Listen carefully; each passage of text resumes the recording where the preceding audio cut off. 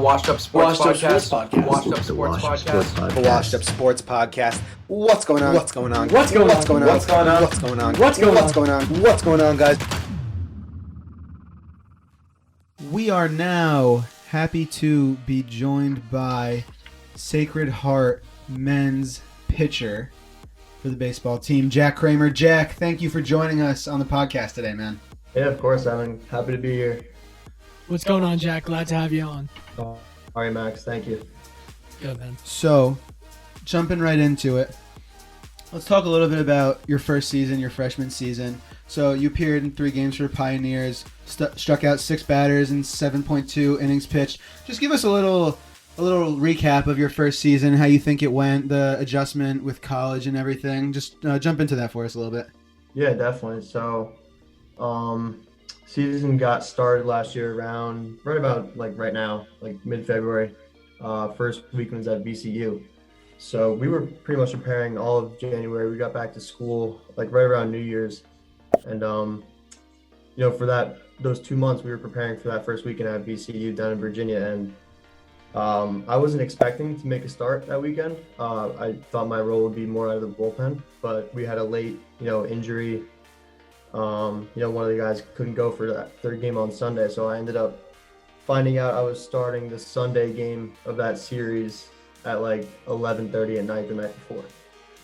So that was, definitely a wake-up call as to how quick things can change. So I really only had about 12 hours to mentally prepare for that. I thought maybe I'd come in out of the bullpen, and then it turns out I'm facing a top 25 team in my first ever college appearance.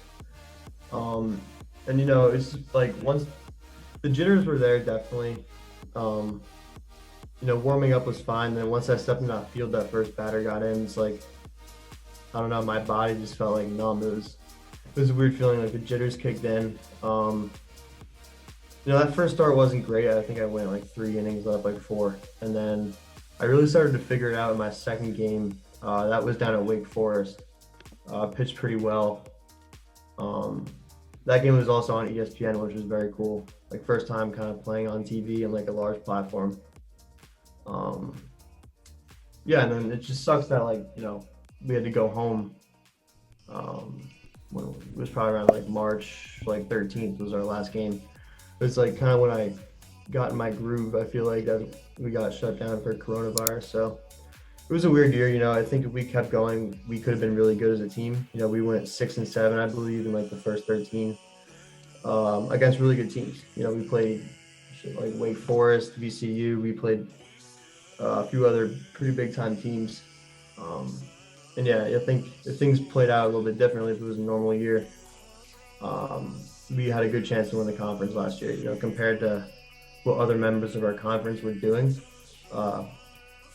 I think we had a good shot, but it's just unfortunate. You learn from it. I'm just excited to finally get back out there. It's gonna be a while, but yeah, absolutely. That's a great little recap. I'm glad you shared that with us about last season. Definitely seems going out there for your first collegiate start obviously is never an easy situation, and to be kind of just thrown into the fire like that is even harder. So props to you for kind of just rolling with the punches, definitely, I'd say, and just putting yourself out there and giving it everything you had, no doubt.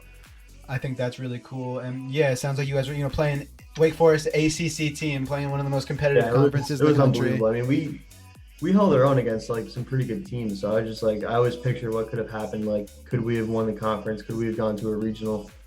That would have been a pretty cool experience. Just COVID kind of ruined everything. So we just have to wait for that opportunity again. Yeah, absolutely. And on the bright side, at least you're still in the first half of your college career, and there's bigger things ahead. Right. Yeah, I really feel for the older guys. The seniors who can't come back or who aren't getting money to do grad school. So we had a few guys forced out of that situation last year. They're in their senior season, and all of a sudden you're getting sent home and you're not coming back. I don't know if I would have been able to deal with that. So I guess the only good thing that came out of it was that it did happen my freshman year. Yeah. And that they're giving everyone the year back. Totally.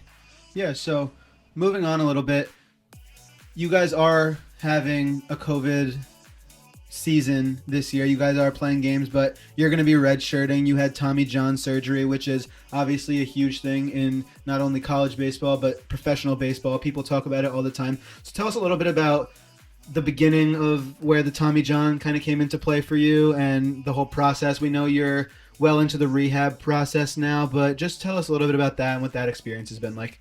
Yeah, so this summer I played in the Futures Collegiate Baseball League, which is based out of New England. It's a pretty high ranked like college league.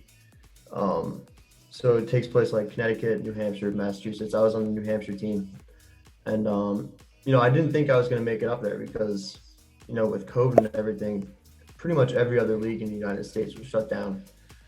Cape Cod League, the NECBL, they were all canceled. But the Futures League still played, which I was very surprised about. So I got up there probably like late June, I think, and then pitched all right for them. It was weird just kind of taking a lot of rest time after I got home from the college season, not being able to go to the gym, not being able to throw for, basically 2 or 3 months, and then kind of on-ramping to a new season, which is what, led me to get hurt. I don't think like my body was prepared to like pitch again. I was kind of forced back into a season without like the preparation. So I ended up hurting my arm. It was July like 20th. So I had like a month up there in New Hampshire before I got hurt. Yeah, so I got an MRI. I didn't think it was torn like when I heard it. It just felt weird. The MRI process was probably the worst part. You gotta like sit in the machine for like an hour, 2 hours. But then it just showed like a partial tear in my UCL in the elbow. So it was enough to like need surgery. So I used the New York Yankees doctor, actually Dr. Ahmad, who's best in the business. If you're gonna get hurt and want to rehab the right way, that's like the guy you use. So I've just learned a lot from him. And like some of the guys I've seen in rehab, I've been in PT with Tommy Canley, who actually just left the Yankees. But it's tough. Just like 2020 as a whole, getting sent home, getting surgery, rehabbing is just, Tough year, a lot of adversity for you, no doubt. Yeah. I think with Tommy John's becoming a lot more common now too. And a lot of guys come back from it throwing harder and stuff like that. Yeah, that's the thing. So I think 40 to 45% of MLB pitchers at some point have had Tommy John. Yeah. And with the new technology and science behind it now, more guys are recovering at like a higher rate, like a higher success rate. And a lot of guys end up throwing harder, which is, something I'm looking forward to. I've been doing the rehab, the right way, taking it slow. Exactly. That's the most important part, I'd say, right? Yeah, definitely. It's the way you do it. You got to be committed to it. You can't take any days off. Yeah, no doubt. Yeah. All right, Jack. So we got Jack Kramer on the show again, just for the listeners. So we asked questions to our Instagram, and we asked if they had any questions for you. So one of the questions was, what is your favorite baseball memory? Wow.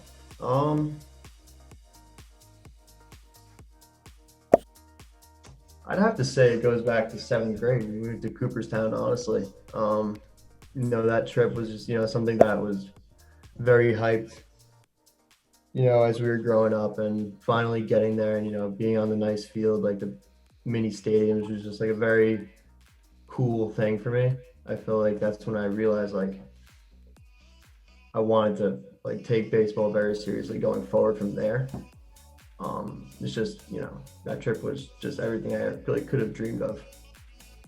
Then there's, that's fantastic. Yeah, dude. It's hard to just pinpoint one.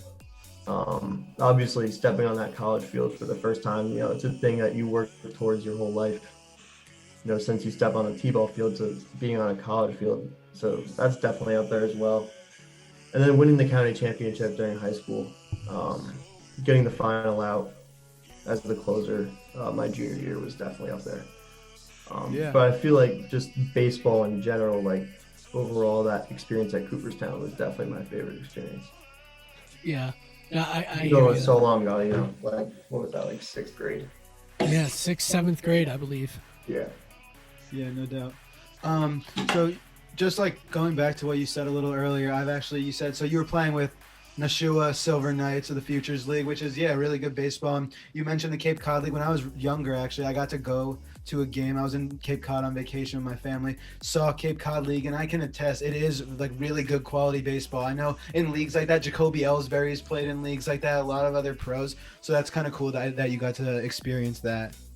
Yeah, and especially this year, it was a lot different because guys came over from the Cape Cod League and the NECBL because they got shut down. So, like for instance, I was playing with guys on my team from like Power 5 conference schools. We had two kids from Vanderbilt who were just great to learn from and play with. Really a lot of big time names like in that league that I got to pitch against, and it was pretty good competition for the month I was there. No doubt. You gonna try to get back there later in your career, you think? That's like more of a place for underclassmen. Gotcha.